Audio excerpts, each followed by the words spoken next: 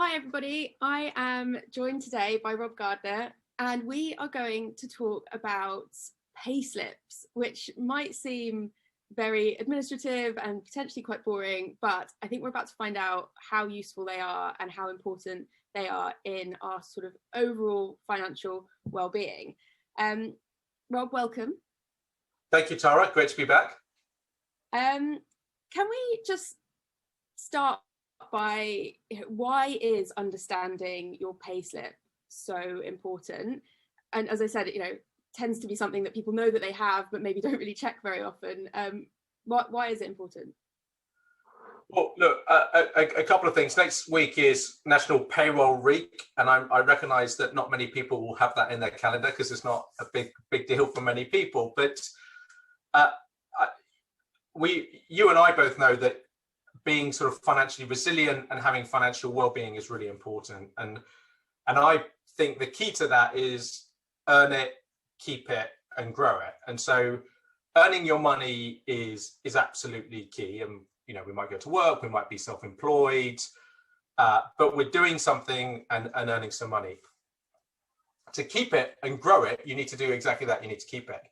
So the question is, how do I know I'm earning the right amount of money? What's happening to my money? And then I can start to decide how I spend it, how I invest it. So it's that really important bit between the money you're earning and then your decision to keep it and grow it. And I like to think as your payslip as a bit of a financial fitbit. So many of us now, myself included, count our steps, maybe track your sleep, track our weight. And we got quite used to this idea of thinking, I need to do more of something, or I need to check in and see how I'm doing. And actually our payslip is a monthly reminder to see how am I doing. And so it's a great way to check, is my gross pay the right amount of money? So the amount that I've agreed with my employer, whatever that number is, 45,000, 55,000, is that what I'm getting? And you should be able to look at that, divide by 12, and hopefully that gross pay and your monthly salary is the same. There will then be a load of deductions on there. So the money that goes in your bank account is not the same as the money that you get in your monthly gross pay. And there's this thing called national insurance that gets deducted. And then there's tax that's deducted. And if you're employed, you might actually have pensions contributions that are being deducted. And I suppose my so what is, we all love payday, and in the good old days, many of us might have gone for a drink on the day that we get paid.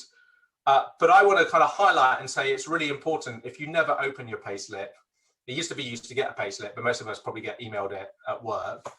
I would really recommend just taking 5 minutes to open it and read it and understand, because I think it's some really important information for you to discover and first of all, check it's correct.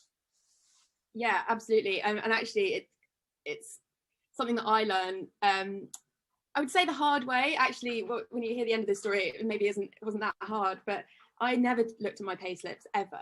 And I was in a slightly strange situation where I was dating a guy who I worked with, and we were at the same level doing the same job, but we established that you don't often talk to colleagues about this kind of thing, but we established that my net pay was a lot less than his, and we couldn't figure it out. It wasn't to do with pension contributions, it wasn't to do with differences in the amount that the gross pay that we'd been signed up to with the employer, and just couldn't figure it out. And then I looked at my payslip and the tax codes were different, and I ended up having to call HMRC, and it turns out I'd been put on an emergency tax code and was paying way more tax than I should have been, which I would never have known. And then, so I say, it wasn't a hard lesson in that I then got that money back, and it felt like a little bit of an extra boost to my savings, which I wasn't expecting. But I just had no idea. I don't know how long it would have taken me to figure that out if I hadn't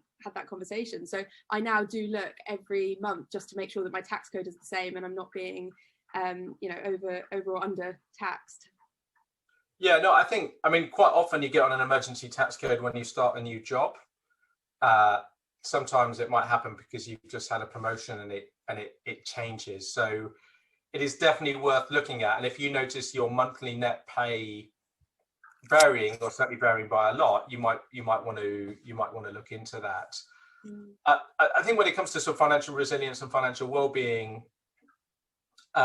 there's two parts, right? There's your national insurance, and then there's your tax. The thing to look for is that normally your tax code is related to your tax benefit. So it should probably say 1257L. And as a rule of thumb, if you multiply that 1257 by 10, that's the amount of tax-free cash that you can earn. So the average or the personal allowance is £12,570 before being taxed. So basically that's saying if you're earning £12,570 or less in a year, you won't get taxed. And so let's say if you're earning £27,000 a year, then what happens is you get taxed on the difference between 27,000 and 12,570, which is £14,430. It then gets more complicated because there are different tax levels depending on how much you earn. So it's, when you look at your monthly tax, it's really important that you figure it out. And you can go onto the HMRC website, and there are really good tax calculators. Just go on Google and type in tax roll calculator. There's some really good payroll ones where you can sort of type in your gross pay, and it will tell you what your net pay should be, either monthly or weekly. Then you've got your national insurance. And again, I think your national insurance is something really important. And it may feel like, oh, that's just something that's coming off my pay. Why would I do it? Well, your national insurance, contributes towards the NHS as well as your tax, but part of the NI goes to the NHS, but it also goes towards your state pension, which, you know, may feel like a long time ago. I'm guessing when you were paying your NI, you weren't worried about your state pension.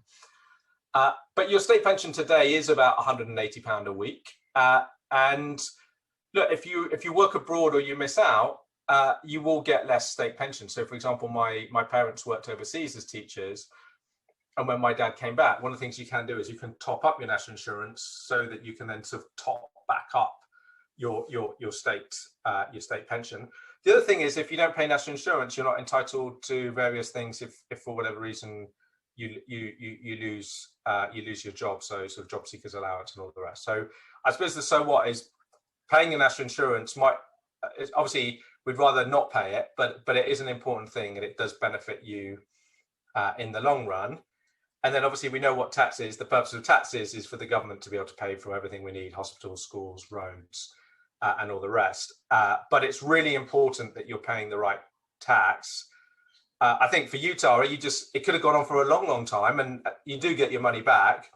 But the other way around is bad. If you're paying too little tax, and then suddenly they can come after you and say, actually, Tara, you owe us £2,000, £3,000, £4,000, and you hadn't budgeted for that. That can be a nasty bump in the road if you. And it's quite scary, right, to get a letter from the taxman saying you owe us this much money. It certainly doesn't help you sleep well at night. Yeah, no, definitely, and they can be pretty big sums of money. I've definitely seen some friends being stung by that. And so you've talked about some of the useful information, obviously tax, national insurance, but obviously pension contributions as well. That's an important bit of information that you get on your payslip. Yeah, look, I think so. If you haven't, again, I'm conscious that, you know, if you're under 40, why would you? But it's worth knowing what your state pension age is. That's the age at which you're entitled to get your state pension, and that's getting older and older as we're all living longer. So again, if you go onto the .gov.uk website and search for state pension age, or if you just Google state pension age, it will come up, and you can type in your date of birth and your sex. And it will tell you what your state pension age is. You know, it might be 67, it might be 70, 71, and then also, you know, what year you can get it. But your pension contribution is important, and so I think let's talk about employed and self-employed. So if you're employed, chances are your employer has auto-enrolled you in a workplace pension, and there'll be some money coming out and going into your pension. It's really important you know how much that is, and ideally how much that is as a percentage of your salary. Chances are you started a new job, they said you had a pension, you said yes, but you have no idea how much it is, you don't know where it's invested, and you have no idea whether it's going to be enough money. This, again, is really important to what I call your financial well-being. Financial resilience is your kind of day-to-day ability to kind of survive the bumps in the road. your financial well-being is in the context of us living to 85, 90, 100. Will I have enough money when I stop working? Companies, if you start working for a company, they have to put you into a pension, and you have to choose to opt out. So chances are you're in one. But if you think just because I'm in a pension, it's the same as my mum and dad's, it is definitely not. Chances are your mum and dad were maybe in what was called a final salary pension scheme, which was really, really good. You may have a brother or sister that's in a pension, but they may work for a company that's very generous, and your company is not so generous. And when we look at our pay, we tend to really focus on our gross pay. We don't tend to focus on our pension. And so, Tara, you and I could have the similar jobs, earning similar amounts of money, but you could only be getting 8%, and I could be getting 10%, and I might also have a company matching scheme in place. And so I suppose the first thing in the context of the payroll is, how much is your pensions deduction? What is that as a percentage of your salary? And is that enough to achieve the kind of financial well-being that you want to achieve? Yeah, and I always remember being told a rule of thumb, which can actually be quite scary, depending on how old you are, but you should be contributing half a percentage that equates to half the age that you start. So if you started at 20, it's 10%. If you started at 30, 15%. Which, yeah, I guess if you're pushing late 30s and early 40s might start to sound like quite a scary number, but particularly for any youngsters listening in, starting early definitely helps keep that percentage a bit more manageable. Yeah, and look, there's also, most companies will offer what's called salary sacrifice. I hate the word. I mean, just the word salary. Who wants to sacrifice their salary? What they should say is free money to pay your future self. Do you want to find out more? But what happens is that if you want to pay more into your pension, you then get all the tax back, and often you get the national insurance back. And then some companies are very generous and then will match that as well. And so, you might say, look, I want to top that up by 1% more, but that 1% more will cost you less than 1%, because you get all your tax back on that 1%, and you get the national insurance that your company would have paid. And so I often make the point that if you're prepared to sort of top up by an extra £100 a month, that will only end up costing you £68, because the difference between 68 and 100 is tax and national insurance. So instantly you're saving £68 a month, and £100 a month is not being sacrificed. It's just going into your pension. So think about it going into a pot of money that will pay you in the future. It's your money. It's no one else's money. So you're not sacrificing anything. You just can't spend it on yourself today. That's the only difference. So you've got now £68 coming out of your salary and £100 going into your pension, which is your future salary. If you do that, well, actually, it should be more, because actually the company will top it up. So it'll be about £110. So that's a 60% return, free instantly just there. Now, I worked out that £68 a month is roughly what I probably will spend on coffees every day I'm at work, right? So it's like a cappuccino a day while you're at work. So it's not even a cappuccino a day, 7 days a week. Over a year, that means you save £1,320, and over a decade, that's £13,200. If you're young, I'd recommend that you invest in a kind of more adventurous investment strategy, which means you have more in equities. It will feel scary in the short term, but in the long term, your future self will really thank you. And over a decade, a reasonable rate of return might be 7% growth.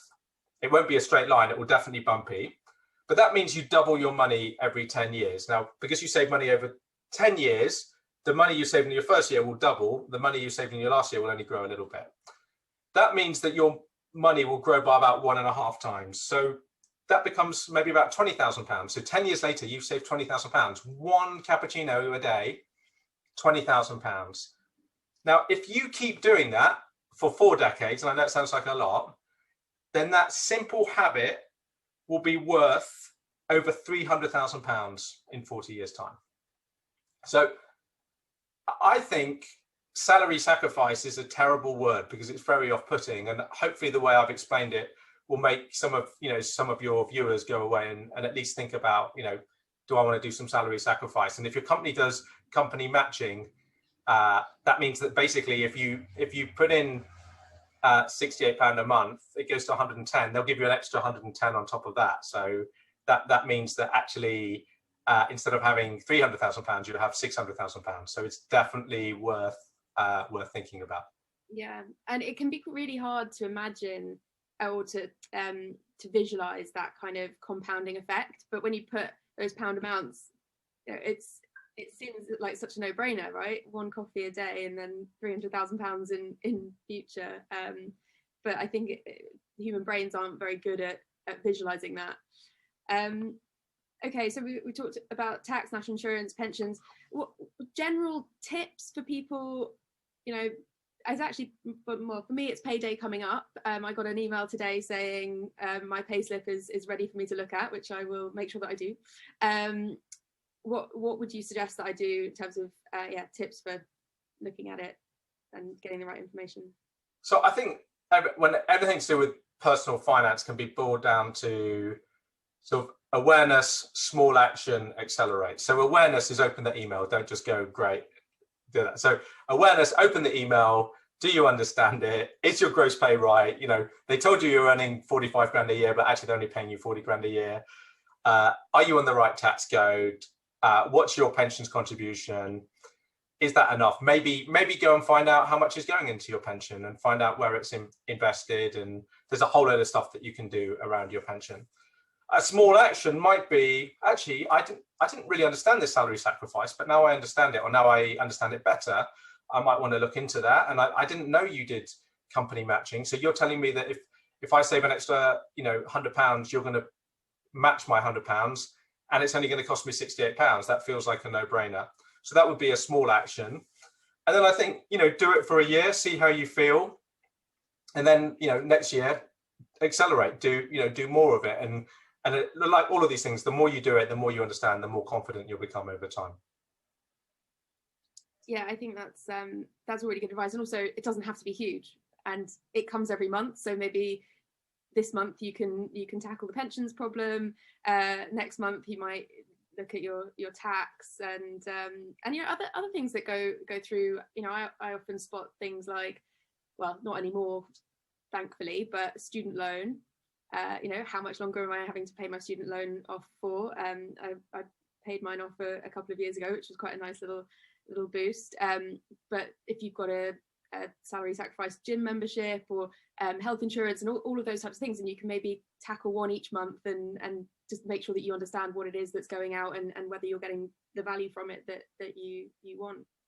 Yeah, your company often will give you a lot of benefits, but you tend to get given the same benefits. If you're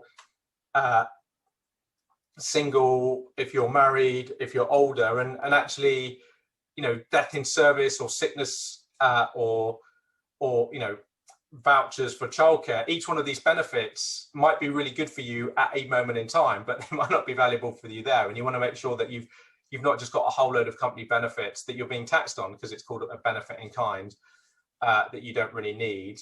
I suppose, the one that I always really value is my medical insurance. And, you just want to make sure that that's in place. And again, really simple stuff. If you do start a family and you're having kids, you just want to make sure that your partner's on there and your kids are on there. And it's easy to forget and just go, yeah, I'm on a company booper scheme, and go, no, but actually, if you have kids, you do have to call them up and add them to your policy.